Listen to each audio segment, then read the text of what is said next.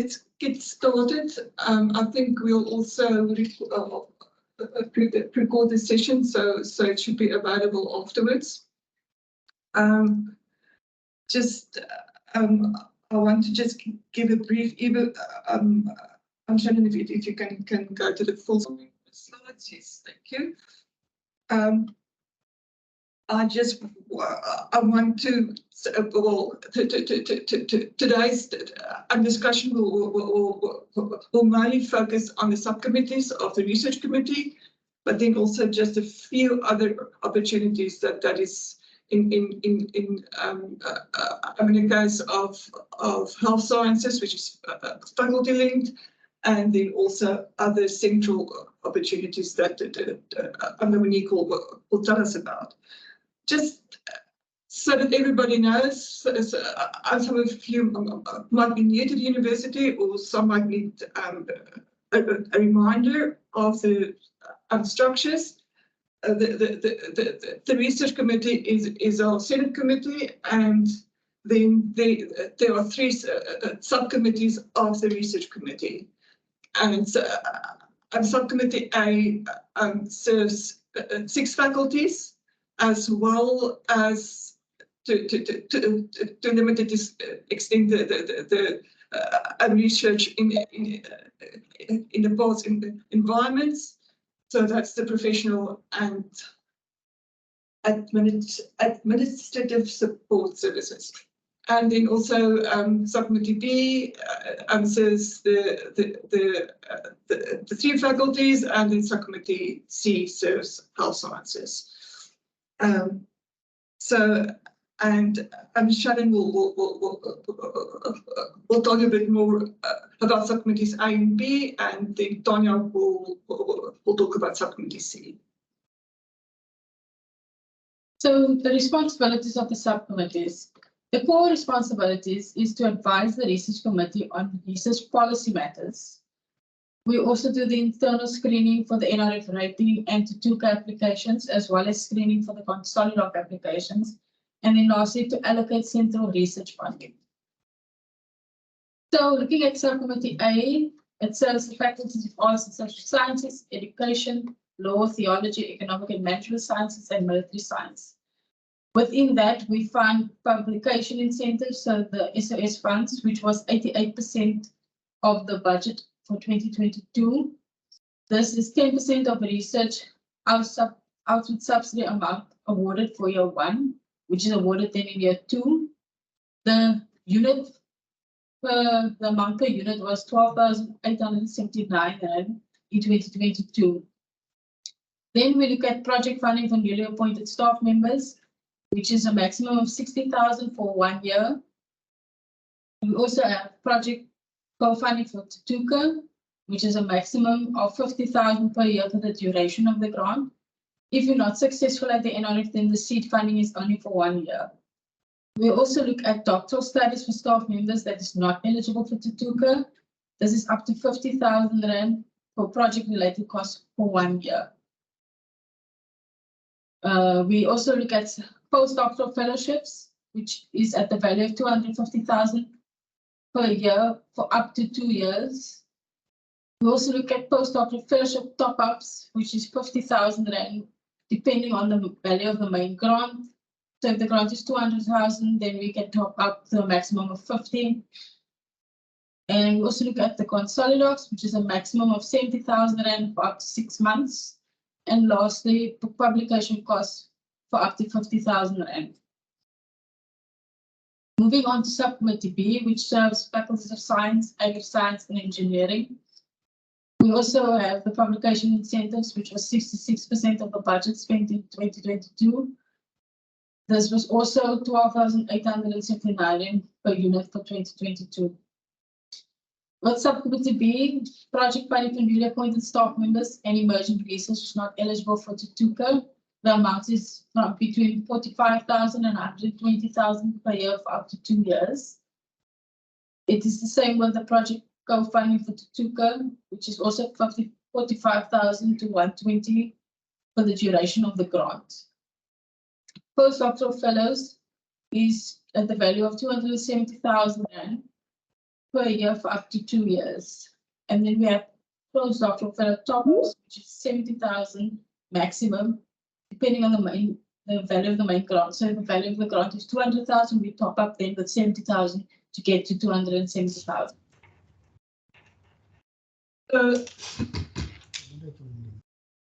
We're often asked why is the amount not more? So what's important to understand is that the funding that is provided to the subcommittees is in no way linked to the subsidy income of the university. So even though our subsidy income based on research outputs has increased quite steadily over the years, our research fund has not grown with it.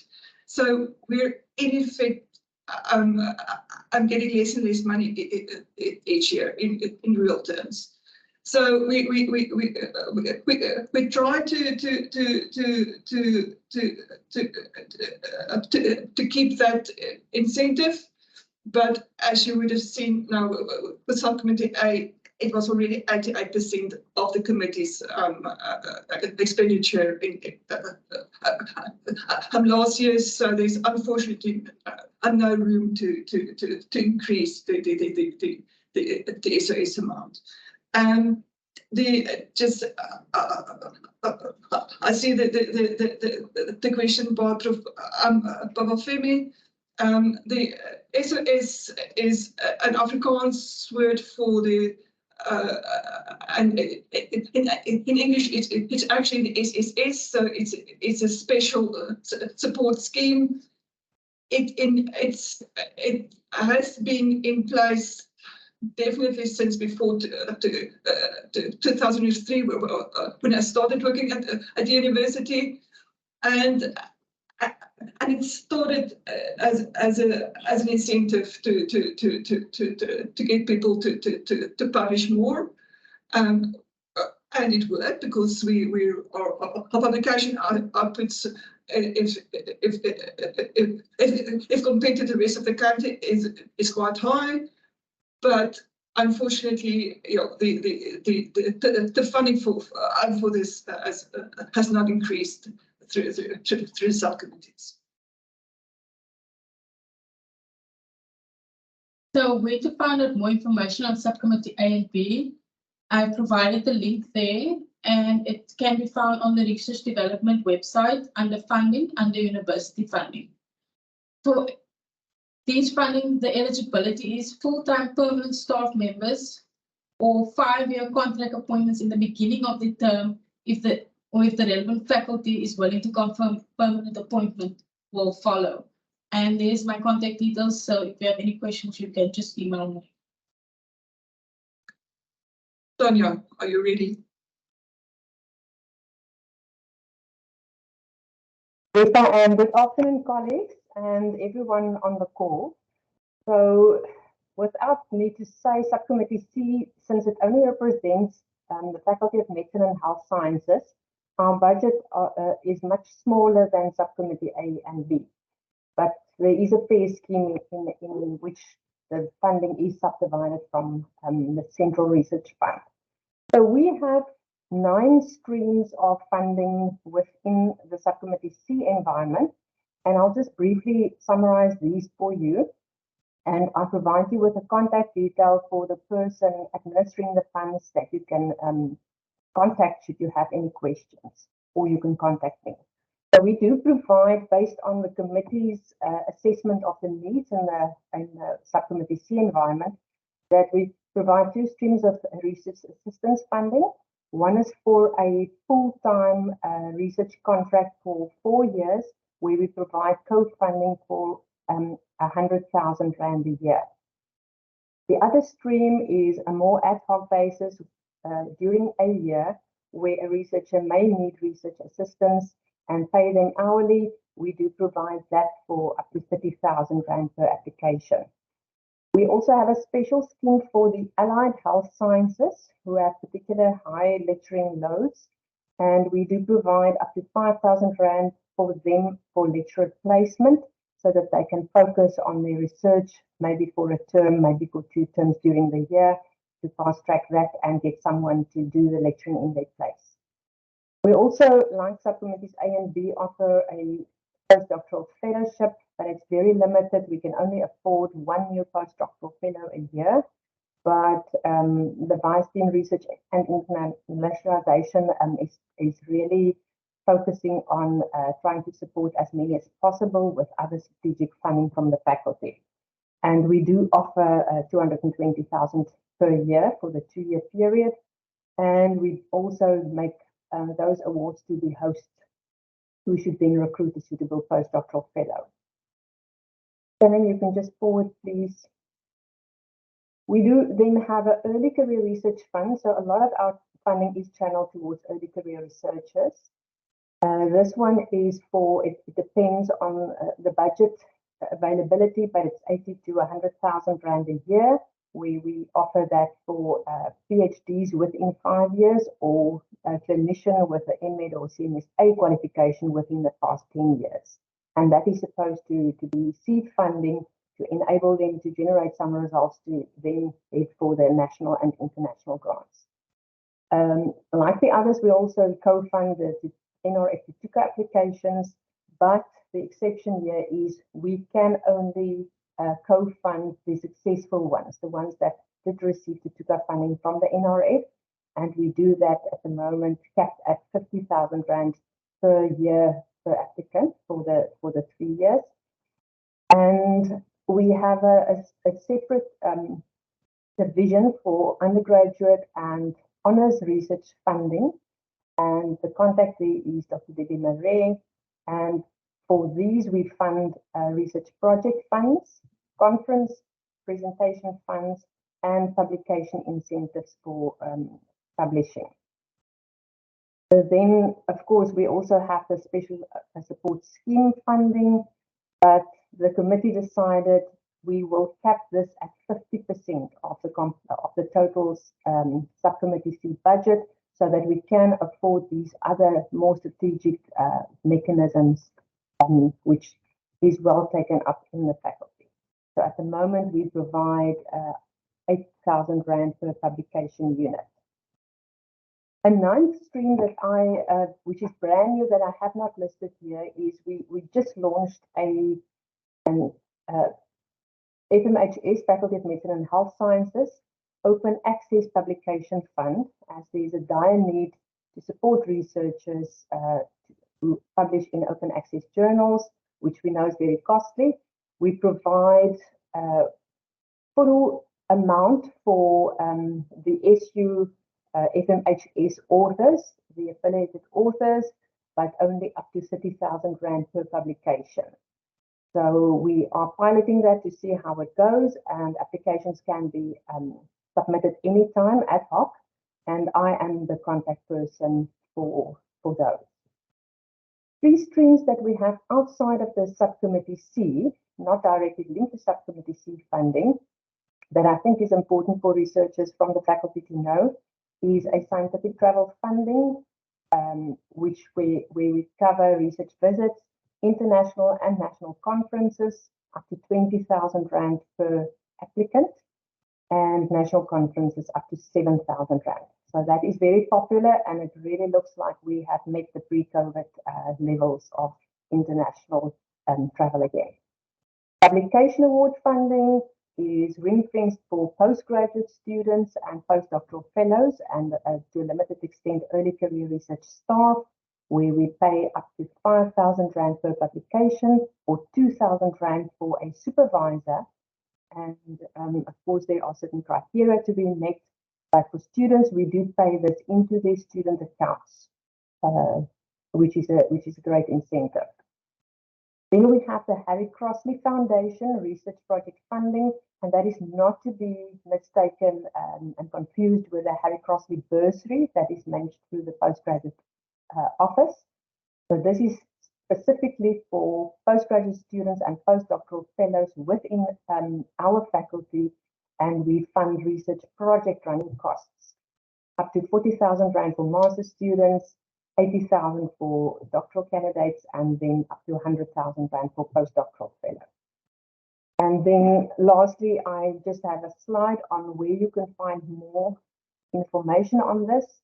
We do have a funding booklet that you see in the center of the screen where we summarize the most commonly accessed health research funding there, institutional, national, and international. And any call that passes our desk, any funding call, whether it comes from DRD or from us or from other national bodies, we post that on our open funding calls web page. So please make a bookmark of this URL. You will see hot off the press what is currently open. So that displays only currently open funding opportunities in health research. And there is a linked page where you can find our internal closing, our deadlines for the year as displayed on the right of the screen. So you're welcome to post questions in the chat also, or contact me or my colleagues afterwards. Thank you, Tanya. So I'm just going to be talking about the discretionary funding from the DVC. We have the DRD travel grant, which covers international travel for research visits abroad, hosting international researchers, as well as presenting at a conference. And the funding is a co-funding, so and only funds 50% of the total budget to a maximum of 17,000. So if your total budget is 28,000, we will only fund 14,000. There is currently a call open, and it closes on the 20th of March, so next week. And it will cover travel between 1 April and 30 September. There will be a second call in June, July, which will then cover from September to March. And it is for C1 academic staff members, and there is a separate call for postdocs as well. Both calls have been sent through the respective distribution lists. And then we have the Consolidocs, which Shannon has mentioned, and it opens in June, July. So for the DRD travel, you can contact me, and for the Consolidocs, you can contact Dr. Mutapo. And then this is it's not DRD funding, but it's managed through the DRD or by the DRD. It's the Harvey and MJ Tom Trust, which is study leave for more than 3 months, and it's for C1 staff members, and it funds a max of 80,000. Yes, and that in a nutshell is the funding opportunities available. You would have heard from Tanya's presentation that the faculties also fund some things. So please also talk to your faculty about funding opportunities available through them. Yes, and you're welcome now to pass any questions. I'll just have a quick look also at the chat. The slides can be shared, and the presentation will also be shared with you. The PGO Travel Award would be the postgraduate office. Travel funds, so that will be specifically for students. So what we presented here is funding that's only available to staff members. So students should contact the postgraduate office, and again also the faculties. Sonia, there was a question about funding a master's degree. And I think it's from your faculty. Yeah, so for master's degree, that would be for research project funding. It would be our Harry Crosby Foundation call. It opens about August each year, closes beginning of October, and we also have grant writing and information sessions around that. So please watch our open funding calls page for that, or contact us for the date. Okay. Dominique, there's a question. What makes someone or some project not eligible for the TUCA funding? For the TUCA, it's only clinical trials, and then you have to be younger than 45. And if you've completed your PhD, it's within 5 years of the within 5 PhD. years, yeah. That's eligibility criteria. From Dr. Hurst is formulating a funding proposal, what to include and what not. Another workshop. So For the TUCA, yes. For the TUCA, and there's a separate workshop, but in general for doing your budget, please, our contracts office will give a presentation on budgeting, and I think on the target side there will probably also be training, but there should be a workshop on budgeting from that will be presented by our contracts office. I see a hand. Yes. Yeah, thank you. Thank you so much, Marlene. I have just two questions. One has to do with the sabbatical grant of 80,000.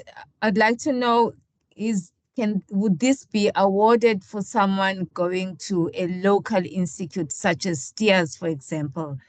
Would one qualify to receiving this sabbatical grant, and can it be used towards paying for a stand-in for the scholar who's going away, to pay someone for a certain length of time, like 3 months, for example? That's one question. The other question, I didn't quite hear. I know that it was explained earlier, but I think I missed that information about how students who are traveling internationally to speak, to present at conferences are funded. I know that there was information, but I didn't quite get that information about where they should apply, postgraduate students traveling to present at conferences abroad. Thank you. Thank you, Pula. Just students should please contact the postgraduate funding office. So I'm Nugent Lewis, but then also importantly the respective faculties, because the faculties sometimes do have funding, and we're not aware of it, and we're not involved in any way. So at least talk to the faculty as well. Thank you. It's for Habitum for study leave. You need to have international travel or international research that on the project, and then it does cover lecture replacement. Thank you so much. So yes, so it's unfortunately not for local sabbaticals. Correct. Any other questions? Let me just check the chat again.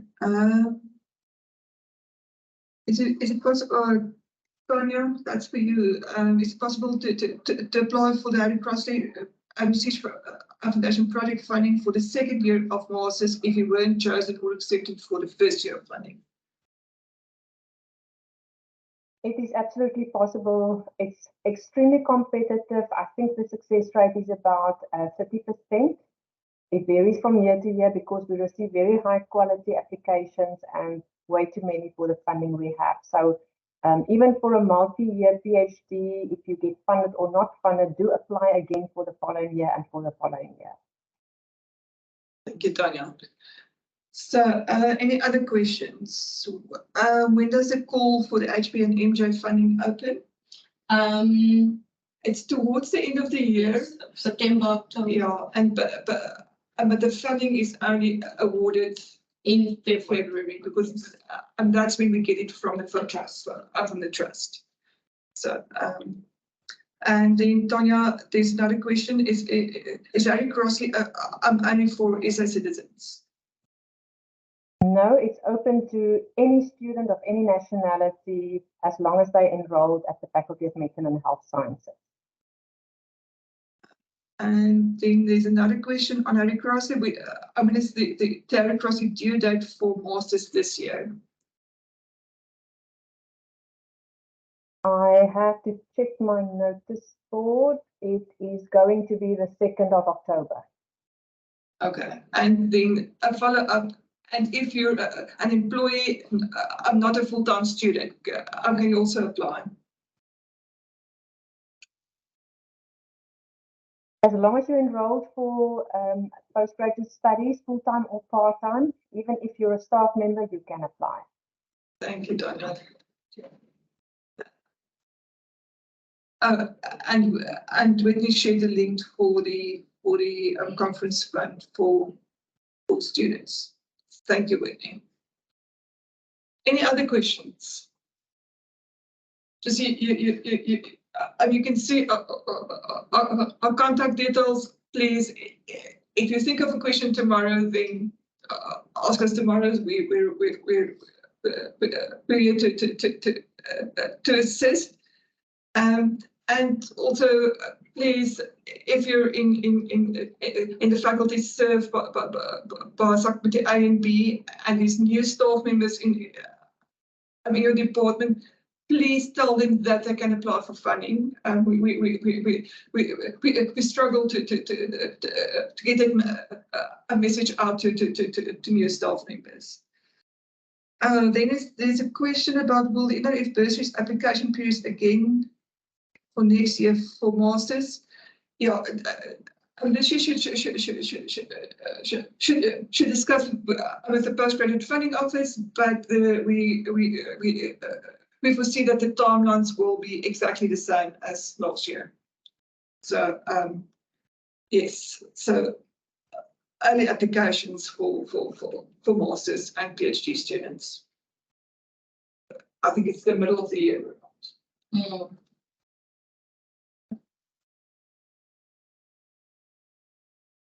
Right.